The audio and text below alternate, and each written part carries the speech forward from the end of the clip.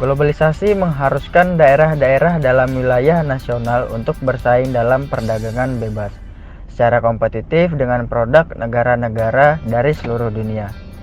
Pembangunan ekonomi daerah diharapkan mampu menghasilkan produk unggulan bermutu yang dapat bersaing dalam kompetisi baik di dalam negeri maupun di luar negeri.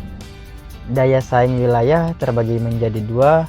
Yang pertama, konsep daya saing umumnya dikaitkan dengan kemampuan suatu perusahaan, kota, daerah, wilayah, atau negara dalam keunggulan kompetitif secara berkelanjutan.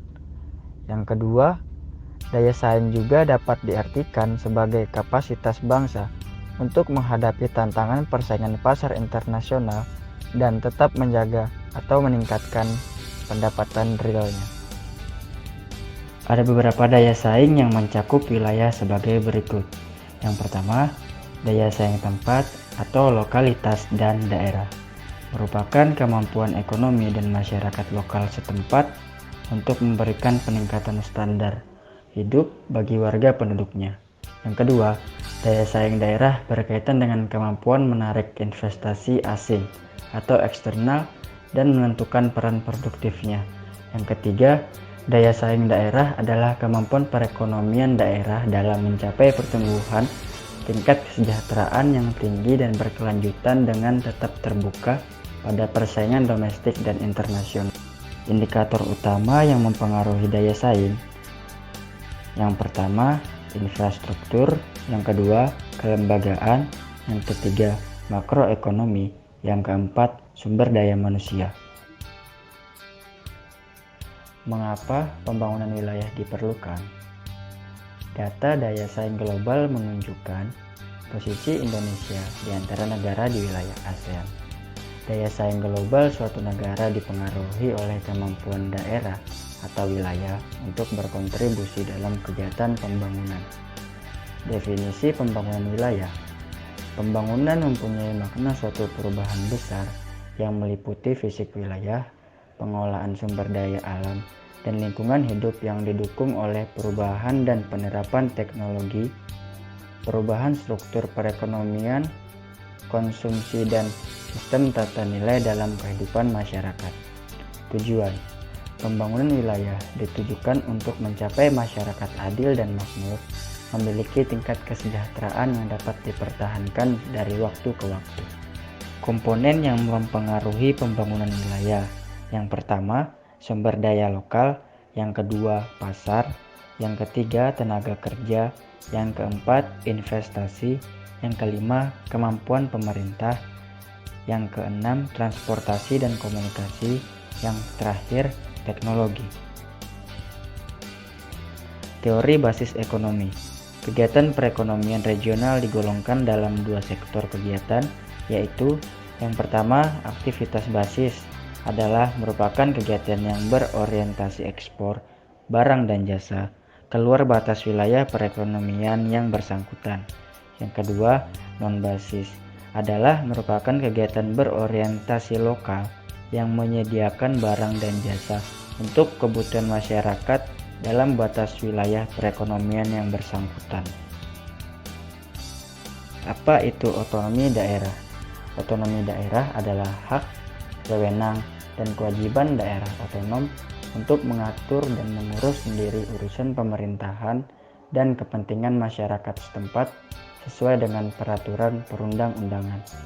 Tujuannya ialah dengan adanya otonomi daerah diharapkan agar terjadi pemerataan di daerah, sehingga dengan demikian daerah yang mendapatkan otonomi daerah itu tentunya akan lebih bisa mengurus pembangunan di daerahnya sendiri sehingga bisa lebih fokus dan maju.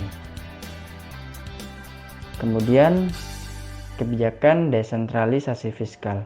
A. Pemerintah pusat yang mampu melakukan pengawasan dan enforcement. B.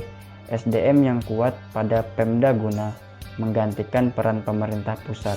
Yang C.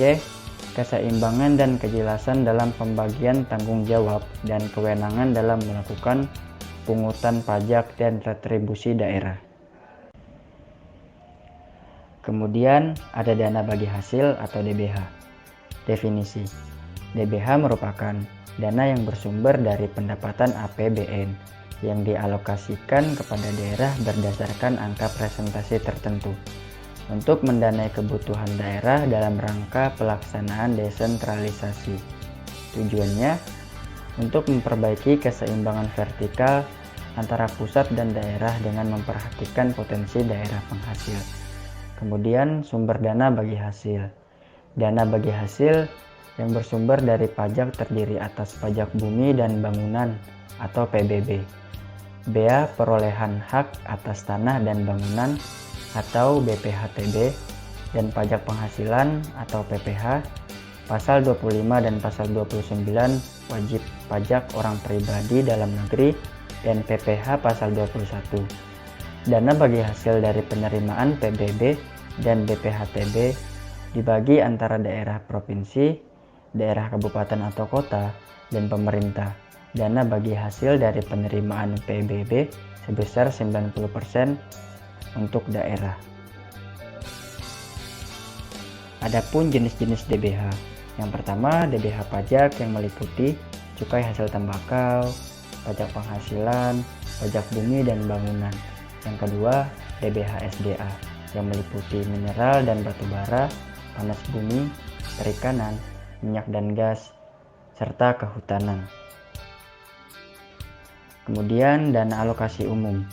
Dana alokasi umum merupakan salah satu transfer dana pemerintah kepada pemerintah daerah yang bersumber dari pendapatan APBN yang dialokasikan dengan tujuan pemerataan kemampuan keuangan antar daerah untuk mendanai kebutuhan daerah dalam rangka pelaksanaan desentralisasi. Adapun tujuannya sebagai pemerataan kemampuan keuangan antar daerah untuk mendanai kebutuhan daerah otonom dalam rangka pelaksanaan desentralisasi. Adapun dana alokasi khusus. Dana alokasi khusus adalah alokasi dari anggaran pendapatan dan belanja negara kepada provinsi atau kabupaten atau kota tertentu dengan tujuan untuk mendanai kegiatan khusus yang merupakan urusan pemerintahan daerah dan sesuai dengan prioritas nasional.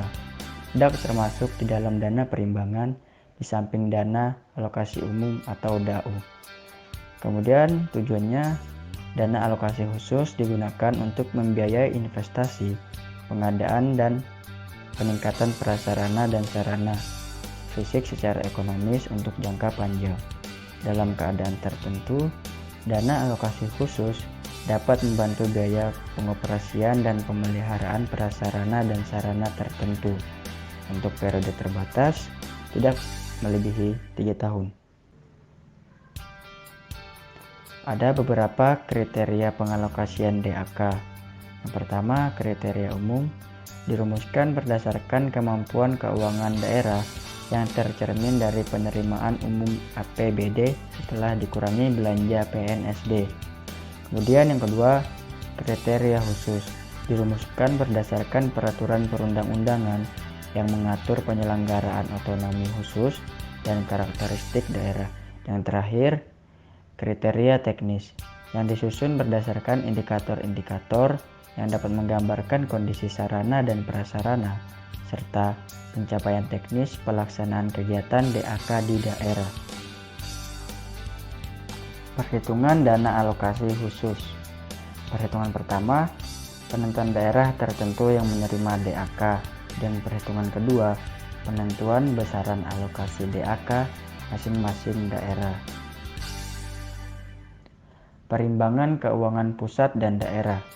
Dengan diundangkannya Undang-Undang Nomor 22 dan 25 Tahun 1999 sebagai awal dari pelaksanaan desentralisasi fiskal, bahwa perimbangan keuangan antara pemerintah pusat dan daerah merupakan suatu sistem pembiayaan pemerintahan dalam kerangka negara kesatuan yang mencakup pembagian keuangan antara pemerintah pusat dan daerah serta pemetaan di setiap daerah yang dilaksanakan secara proporsional, demokratis, adil, dan transparan dengan memperhatikan potensi, kondisi, dan kebutuhan daerah.